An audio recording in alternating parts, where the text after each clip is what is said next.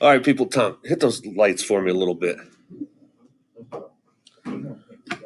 All right, listen, if you could look up here, I'm going to talk about a couple things for the second day here, getting these images ready. First of all, some people in first period class have some problems getting their pictures from their phone to their computer. If you just get on your school drive on your phone, download Google Drive, you can put them right on that. They should pop up. All right. Or you can email them to yourselves. I didn't see anybody really struggling in here yesterday, so you should be fine. I told you should try to get 3 or 4 images, either of the same person if you're dead set on doing a certain person, or 3 or 4 different images, okay? Today, I'm going to show you how to get them into Photoshop and what to look for. And then tomorrow, I will show you how to edit them, okay? The reason I have you get 3 or 4 is because tomorrow, when we actually edit the photo, it's going to go from being a realistic, obviously, photo into something a little bit more abstract. Well, if you can't tell what or who it is tomorrow, you're definitely not going to be able to tell what or who it is when you start putting text to it, okay? So I have this one up of Lil Wayne because today what I want you to do is this. Once you have your images and you put them into Photoshop, which I will show you here in a few seconds, you have the ability to scale it up, crop it how you want. For example, this one of Lil Wayne, there was more going on in this picture. All right, if you look at it now, they had purposely scaled it up like this, kind of moved him over towards the left side of their document to make it look a little more interesting. Okay, this one, same thing. All right, of this girl. There was a lot more going on in this photo. They purposely, when they brought it into Photoshop, they purposely scaled it up so it's just focusing on her face and her glasses, okay? Now, the other thing is this, kind of going backwards to yesterday. The ones that really kind of end up looking cool are as if they have some kind of accessory or object going on in the picture. For example, his glasses, even his necklace down here, it just kind of for some reason makes the images pop. This one with her glasses down there. All right, the Mr. T one, he had his big gold chains on. So, not saying that the other ones don't work, but if they have something going on, they tend to look kind of cool. A lot of times, but last couple of years, people do Iron Man. That one looks really cool, especially if they get one of like with his light on his chest or his eyes.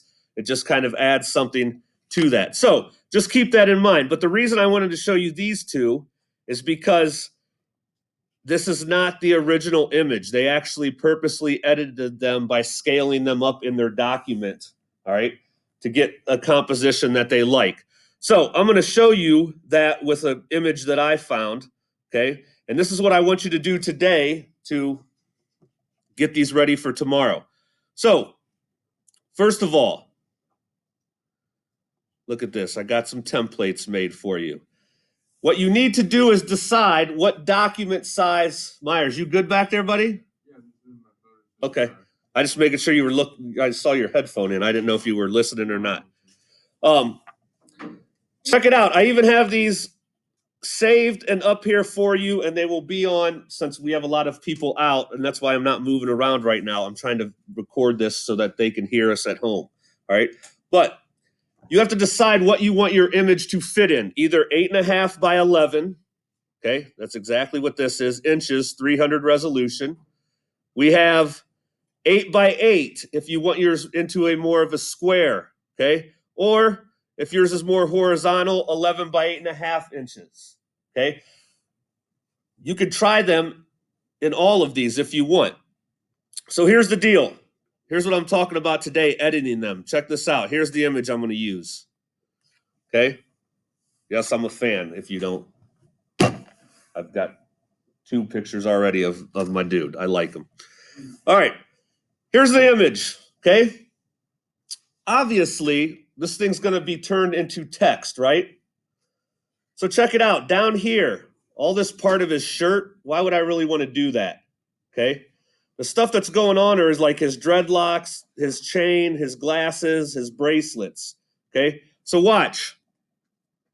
I'm going to, even though it's a horizontal image, I'm going to put it into an 8 by 8. Watch what happens here, people. Boom. there it is. Please, everybody look up here so you know what we're doing here. Even though it's horizontal, I want it into a square. I think the composition will look better, okay? And here's what I'm talking about, scaling up to get to what we want. I don't really need anything on the bottom. It's kind of boring. So check this out. I'm going to purposely scale him up pretty large. And check it out. Now, because we don't want any white area, this is just a game of personal preference. Maybe I want him more over on the left here. Maybe I'll even blow him up a little bit bigger. Okay, you don't need all the image. Now I've just gotten rid of, watch, if I hit enter. So there's that, as opposed to, let's pull up the original image. Come on. Okay, so now I'm going to be doing this one over here on the left as my project as opposed to this.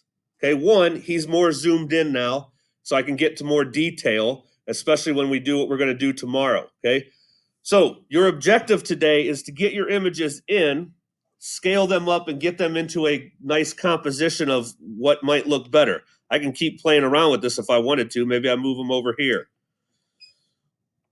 Okay, move them down. Maybe if you want more of the image, maybe I scale it. That looks kind of cool over off to the right side. Yes, I lost one of his arms, but that's kind of a cool composition. Okay, or edit, transform, scale.